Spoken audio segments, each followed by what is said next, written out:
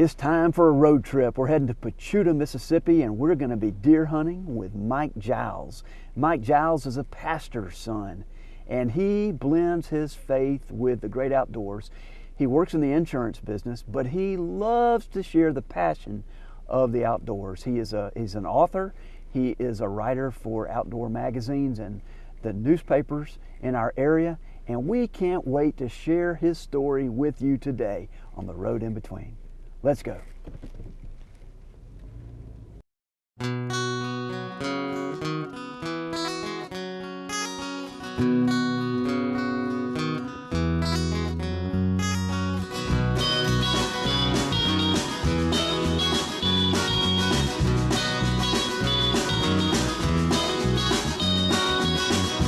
Thoughts keep running through my head as I walk this road with nothing ahead.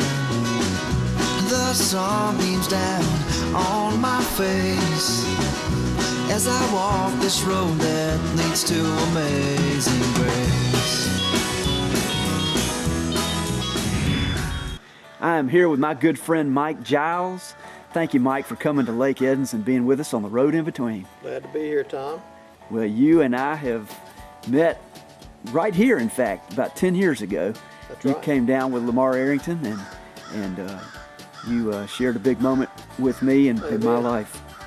And I thank you for that. But this is your story that I'm real interested in sharing with other people. Yes, sir. And Mike, you have got a real heart for faith and family and friends, and you're able to kind of blend all of that together through the great outdoors. Yes, it's just a part of my life from day one. When I was a young boy, probably that tall, I went fishing with my dad and granddad, and we were minnow fishing back in those days, and squirrel hunting. And a lot of action, you don't have to be quiet, except for a little bit of time. A little bit of time. Well, tell us about your father kind of bringing you into hunting and fishing. Actually, my dad, he, in his day, they fished with minnows. And so we fished with minnows. He was a pastor, and a lot of ponds around the community, country pastor, Didn't get a lot of money, but you had a lot of people that had farms, and they had ponds. And not many people got to fish those ponds. So what we did, we went fishing. We'd go down there, like the Covington's minnow farm, they raised minnows, and get us some minnows, preferably the biggest we could get, and a bobber, as they call it. And my first fish, I still remember it today. We were at Goat Mosley's Pond in Kemper County, Mississippi. Had a little Mickey Mouse type rod and reel, and I'm just playing up there on the bank. First thing you know, I look out, and that thing's floating, and it's going out in the water. And I start hollering, and Dad gets a stick and brings it close enough for me to grab, and it's a bass about that big. I was hooked on fishing from that day forward. And I see you got a fishing pole here, fishing rod. That's right. I've got one of probably the lightest combo I've ever had. It's a Carbon Light from Bass Pro Shop, and hadn't had it very long, but I'm telling you, I caught by accident, 20-something pound carp on it the other day. And I threw a rattle trap out, got it from Bass Pro Shop, of course. The minute it hit the water, that carp hit that thing in his mouth, and it took me about 20 minutes to land him. Now, I wasn't trying to fish for a carp, but I'm telling you, he came out of the water 3 or 4 times, rolled like a big striped bass. And the only reason I brought that up, this rod is so light, it's light as a feather, well balanced. You wouldn't think it'd catch a big fish, but I'm telling you, it has sensitivity, feel, and it's very powerful. And this is part of my Bass Pro stuff. I don't sell anything. I don't make a dime off of these things being sold, but if it's good, I'm gonna use it and tell people about it. And of course, I've been using Bass Pro Shop since they were in the area. And it's a tool. And the more you it's like you see these bass fishermen fishing every day, or you see the pro basketball players or college, they bouncing the ball, they got the football in their hand, same way. I mean, I'm real comfortable with this thing right here. And it's a tool, and if you know how to use it, it can be a fun tool. It's interesting to me that Jesus chose 12 disciples, and 4 out of the 12 we know of were fishermen. That's right. That is right. And he also, in the Bible has a story about they fished all night and didn't catch anything. And it's kind of like my grandpa teaching me how to read that bottom with my lures and see. He wanted me to see with the feel. And Of course, Jesus said, throw your net on the other side of the boat. You know, sometimes we think it's all over or whatever we're doing, it's no hope. And they didn't want to do it. And he says, throw that net over there. I said, we fished all night. We ain't caught nothing. Throw it over there. They caught more fish than 2 boats could hold. That's the kind of life I want to live. Well, I know you've got this book that you wrote, Passion. Yes, I do. Thank you very much. Passion of the Wild. Inspirational outdoor stories. And I didn't want to write just another book. It's a lot of work to write a book. But I'll give you an answer to what happened to me. I was working with some wheeling sportsmen. And with the NWTF at the time, they have a weekend. They go out. One day they'll shoot rifles, see what proficiency they've got. These are people with disabilities. They're disabilities in some way. They could have been born with it, had accidents. They called it Wheeling Sportsman. It was founded by Kurt Thomas. And he joined with the NWTF later. And on one of those hunts, the NWTF Ultimate Team Up at Bass Pro in Pearl, Mississippi, Canon Gilly killed a deer. Canon Gilly was 17 years old. He was born blind and with a mild case of cerebral palsy. Now, he didn't come to that hunt thinking he was going to be able to hunt, but they made a way for him. In the very first afternoon, he was hitting the target. Within the 2 or 3 minutes, he was hitting a pie plate at 100 yards consistent. He didn't have to look through the scope, but he looked down that range. His dad stood behind him and looked through the scope. That's how he shot. His dad had his hands on his shoulder just like this, and he would squeeze him and tell him left, right, whisper. That boy killed a deer. If a blind boy can kill a deer, what can't we do? So that's what the book's about. It's not about all those type of people, but it's about overcoming obstacles. Now, what's the rifle you have there? This rifle right here, actually I bought it for my daughter, but it's a Browning A-bolt, and it's a 308. And the 308, believe it or not, is not a bad caliber. I mean, it goes way back. Snipers use it. This is a Nikon Monarch scope, but I wanted a scope, something that was real good, had a lot of eye relief, that she wouldn't have to get her eye real close to it. Anyway, I grew up hunting with a Browning BAR automatic. They're a little heavier, so I wanted something that she could load and unload. And as I say, I'm not selling the Browning, but you can pop this clip out and you can unload it. Make sure it's unloaded and then put it back in just like that. So a kid can use it, and it's very handy. It fits me just right, and anybody can shoot it, but a child can too. And killed my first deer with this rifle the first time I took it out this year, and an 8-point chasing a doe. And so it's a lot of fun. It's another tool. You know, you can't do like somebody I met this year. They went out, first time they went out, and they shot a deer at about 10 yards and missed it. They couldn't find blood or nothing. I said, did you shoot your gun before you went out? It was on when I quit last year. I said, have you tried your gun? Yes, sir. I've got it set now. So it got knocked off. They didn't shoot it before they went. So, you know, it's a lot more than just having a good piece of equipment, because you got to make sure it's in working order. That's right. So it's a lot of fun, fishing, hunting. It feels comfortable for me. I'm not a trophy hunter. I do like to kill a big buck, but I mean, we use the meat, so we'll do the management. We'll harvest some does. And, you know, I get excited when I see bone. Sure does. Well, you've made a lot of difference in our lives. Well, I appreciate it. And the way you have used your platform, whether it be as a businessman with insurance, or as a roofer early on, or now through Outdoors and Bass Pro, and an author. Well, I enjoy it, and it's not something I really, if you'd have told me in high school I was going to become a writer, I thought you was crazy. They didn't write about fishing and hunting. I never heard of such. I knew about 1 or 2 magazines, and you know, I was lucky to see one of them, but I didn't know you could do such a thing. So it's just something that came, and it's a gradual. I'd won several tournaments, and they asked me to write a couple of bass fishing stories, and they said, hey, you keep it up, we'll pay you. And I thought, boy, it's like feeding a baby ice cream. So all this has happened. It's outside of me. It's nothing I never desired. I just wanted to catch fish, shoot deer and turkey, and enjoy life. Well, we can read your articles at Meridian Star. That's right. And you've been writing for them for how long? 23 years. 23 years, and Mississippi Sportsman. Before that, Mississippi Woods and Waters, Game and Fish, Mississippi Outdoors, which is the state of Mississippi's magazine now. and, you know, occasionally do some online stuff and just enjoy it. Very good. Well, thank you, Mike Giles, for coming on the road in between, and it's wonderful to be with you through life. And let's go have an adventure. Let's go hunting. I'm ready to go. Let's do it. Let's go. Stick around. We'll be right back. John O'Neill Johnson Toyota has been serving customers for over 20 years with integrity, honesty, and value. We want to thank you, our customers, for helping us win so many awards. Now we're #1 in Gulf States Toyota for market share 2 years in a row. Multiple winner of Toyota's President Award and 6-time Gold Dealer recognition. And the reason is simple.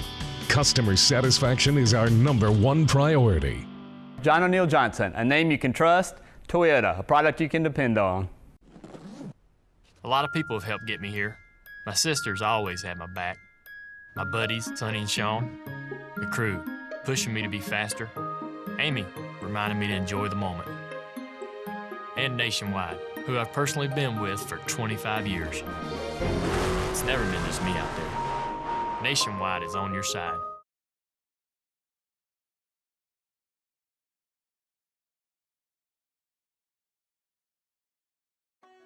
Here's Tom Sykes with a Hush in the Rush moment. Turkey hunting with Mike Giles, author extraordinaire, Passion of the Wild. Mike, call us in a turkey.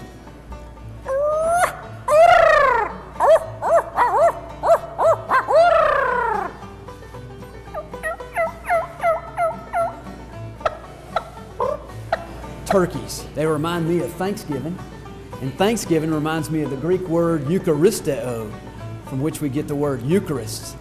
It's the story of feast, table, Jesus coming to the table, taking the broken bread and taking the wine and sharing it with friends. That's what Thanksgiving's all about. It also comes from the word charis, which means grace. So every time before we receive a meal, it's good to say grace. That's what it's all about. What does Thanksgiving mean to you, Mike? Thanksgiving to me is all about families coming together and fellowshipping with friends. A lot of times centered around a feast, and we hunt, and then we meet together and thank God for our blessings. Mike Giles, let's call us in a turkey.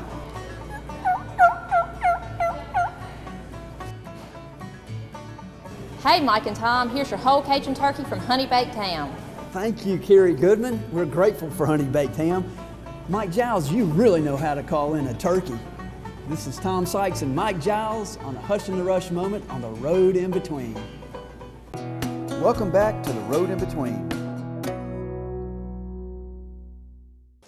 Today we're going hunting down in Jasper County, Mississippi. And we are in the early parts of January. The rut should be on. The wind's blowing a little bit east. We'll check it out and see what we can find. We're heading now to the Hawk's Nest, and glad you're here. The thing about hunting is very similar to that devotional life that we are all searching for, and that is you wake up early, you get dressed, you prepare, you focus in, you get your sights set in, you prepare the meals, and then you go out on the adventure. That to me is a great example of how God created us. Life is an adventure, and it's meant to be shared.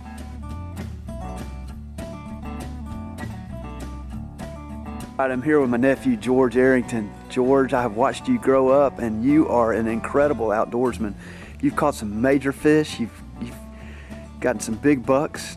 Tell us a story about what you've learned from hunting. Well, when hunting, you always meet a bunch of adversities and stuff, just like you do in life. And one day I was hunting, and my dad told me to walk ahead at our new hunting camp, and so I got lost while walking. And my dad went looking for me, and I was lost for about an hour and 30 minutes walking around. And then by the time he finally found me, got me set up in my stand, right as I got in there, a big 8-point buck walked out and dropped him right there in the field. Oh. Yeah. So that lost and found story was real, wasn't it? Yes. What was it like to be lost for that long? I mean, I've been there a few times, but not a lot, so I wasn't too worried about it. I was more just worried about my dad yelling at me for getting lost and not messing up the hunt for everybody else. And man, then you dropped this big buck right after it. Yep. He didn't even believe his eyes when it walked in the field, so That's a good thing. Fantastic. How old are you now, George? I'm 15. 15. Sir. And I know you like to go hunting with friends and family. It's always a good experience to go hunting with friends. Exactly. All right, well, let's go get them. Let's go get that big buck. All right, let's go.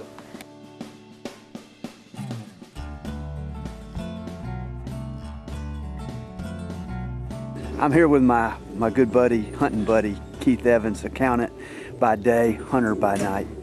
Tell us about Lake Eddins, and you have a place out here, is that right? That's right. Just a real beautiful place. You get kind of tired of doing tax returns all day.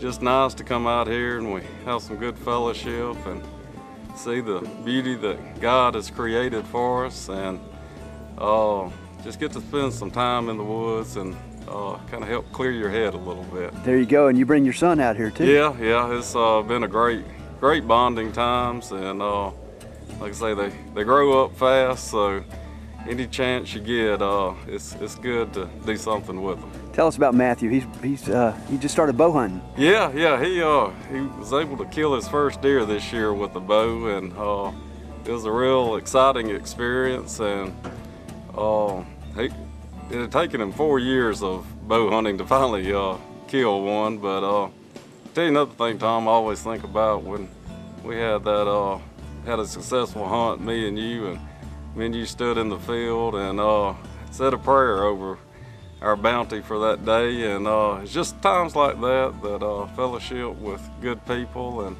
thanking the Lord for everything He's provided for us. Celebrate all celebrations. Exactly. There you go. Well, thank you. Let's go get us one. Okay, sounds good.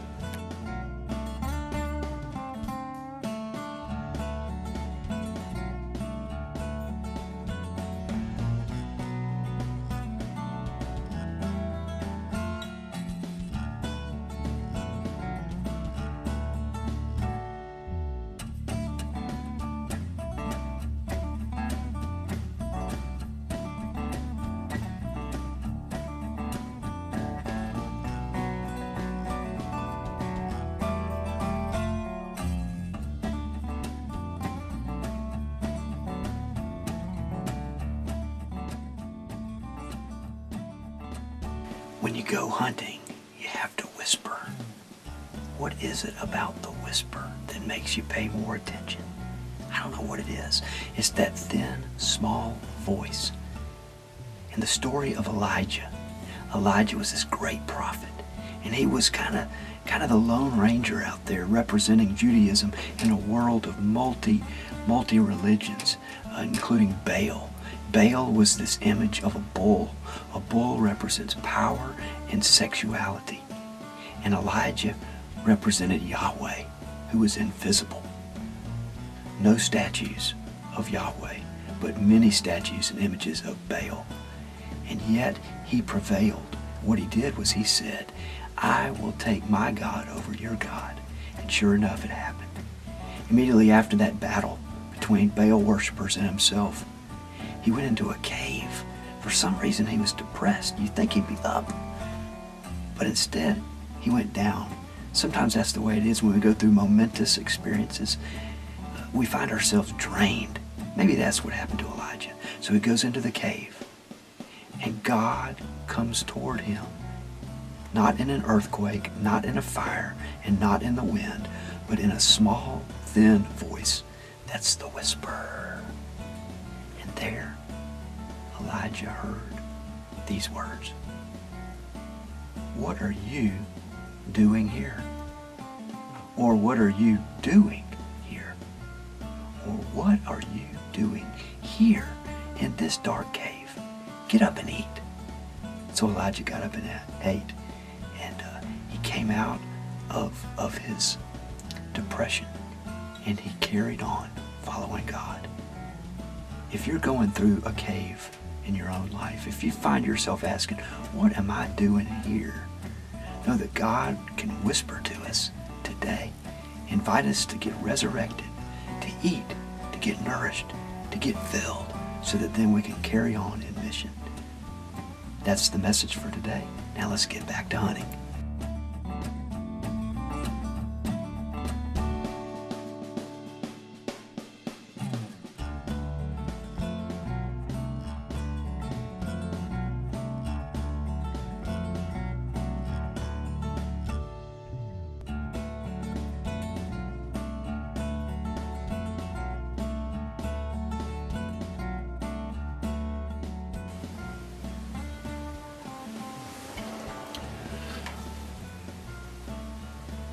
camo.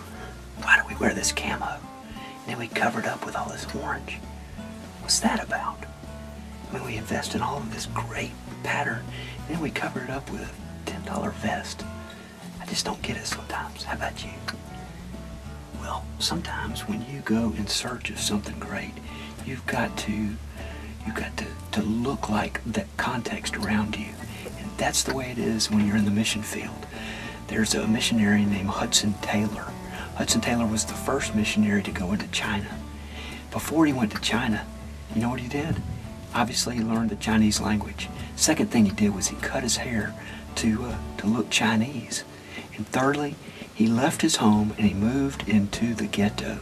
He moved into the very poorest of poor, so that he could prepare himself to go into the mission field. He became part of that context. You and I are invited to be in the world, but not of the world. We are to be enculturated, to blend Christ and culture, just like this camo is out in the outdoors. Here we are at the end of January, and a lot of the colors are changing to brown. So this matches really well. I don't know about this orange, but we need it. You need to be safe in dangerous environments, just like this vest is for our safety. The good news is that God has great plans for us when we go in and leave our current context to go into new contexts. Are you in your comfort zone? Have you been there too long? Would you like to be a part of God's mission? We invite you to join us at Missionscape. We have all kinds of opportunities for you to serve. You can work with the media, with our TV programs, our radio programs. You can work with the water missions. What is it you'd like to be part of? You have opportunities all around you, just like me. Missionscape's all about encouragement and inviting people to go into their own mission fields at home, at work, and beyond. What would you like to do? Join us at Missionscape. Find us on missionscape.com, Missionscape on Facebook, Road in Between on Facebook, as well as Hush in the Rush. Let's get back to hunting.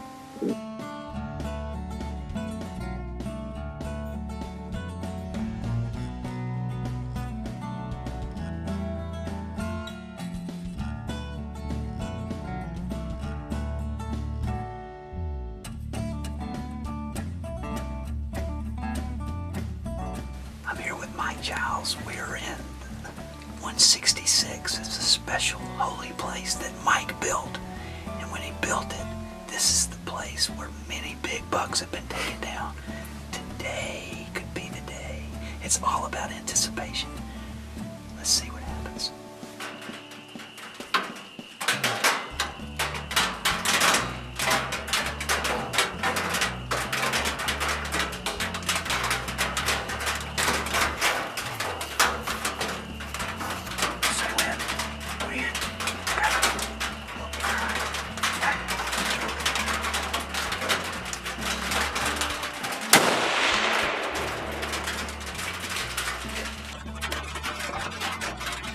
Tell us about it. Well, she turned just a second. Shot her, she reared up, so I didn't get her quite as high as I wanted. Good shot. Stick around, we'll be right back. Vision, quality, experience. Glass Incorporated's expert glaziers can handle single window panes to entire high-rise buildings. Whether you need storefront windows, skylights, mirrors, or shower enclosures, no job is too big or too small. Glass Incorporated, your commercial and residential glass experts. Locations in Meridian, Orange Beach, and the Mississippi Gulf Coast. Harvest Grill, where great food and gatherings happen in the heart of downtown Meridian.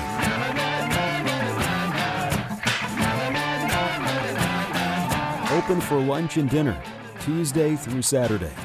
Come dine with us and experience traditional recipes with a fresh, surprising new flavor.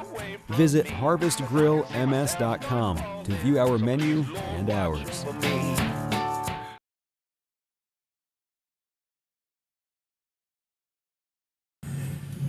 here we are in the Mississippi Delta. I've got Robert Smith with Glass Inc., and we are here for a Hush in the Rush at the end of deer season, and we are in Robert Smith's Glass Inc. mirrored house. It is phenomenal. Mirrored shoot house. It's a mirrored shoot house. Robert, you've shot a deer out of this before. I did. I shot a big one this year. Gosh, this thing is incredible. And when the deer see this, they think it's just another deer. They do. And a big buck kind of makes him mad, you know, and he wants to come see what other big buck is right there close to him. And so I've had him come up close to me in it. This is fantastic. It reminds me of a scripture in the Bible where it's about faith and works, and you've got to believe, but you've also got to act on that faith. And if you don't act on that faith, it's like somebody going to a mirror, and when they walk away from the mirror, they forget what they look like. And so mirrors are a big part of that analogy. And here you've built a shoot house out of mirrors, of all things. This is really, really good. You know, as you think about when you look in a mirror at who you are, when you walk away, what do you see? What character traits do you have? This is Tom Sykes and Robert Smith on the road in between for another Hush in the Rush moment. Welcome back to the road in between. Thank you, Mike Giles, for sharing your story today with us in Pachuta, Mississippi. Mike, you are a prolific writer who's able to bring moments in nature and capture them and share them, whether it be in your writing or in your photography or in your sharing of your stories. What I like about what Mike Giles does is he not only enjoys nature himself, but he invites other people into nature as well. That's what the road in between is about. It's about not only going into culture and going into music and art, but it's also getting away and retreating to get renewal. I've got this old deer stand that I don't use anymore, but it reminds me that sometimes to get close up to nature, you've got to go into where they live. And that's what a lot of people do when they go in search of deer. You know, deer are some of the most difficult animals to hunt because they are so wary. Their noses are so strong, and they are aware of what's around them. You know, I wondered if I was as aware as deer is of God being around me. I'm probably not, but I'd like to be more that way. The road in between invites us to see God in wherever we find ourselves. You go nowhere by accident. Wherever you go, God is sending you. God has a purpose in your being there, and He's given His Holy Spirit to you. So when you go into the nature, look for God. Look for Him in the rhythms of the seasons. Look for Him in the leaves that are even off the trees. And remember that spring is just around the corner. This is Tom Sykes. We look forward to sharing another episode with you next time on The Road in Between. Road in Between is brought to you by John O'Neill Johnson Motor Company, Glass Incorporated, Construction Services, Archer Architecture, Bench Warmers Sports Grill, HH Production, Cooper Construction, Harvest Grill, Marcello Cranes, Mitchell Signs, Imprints, Modern Outfitters, Mississippi Beverage and Water, Nationwide Insurance, Woodstock Furniture.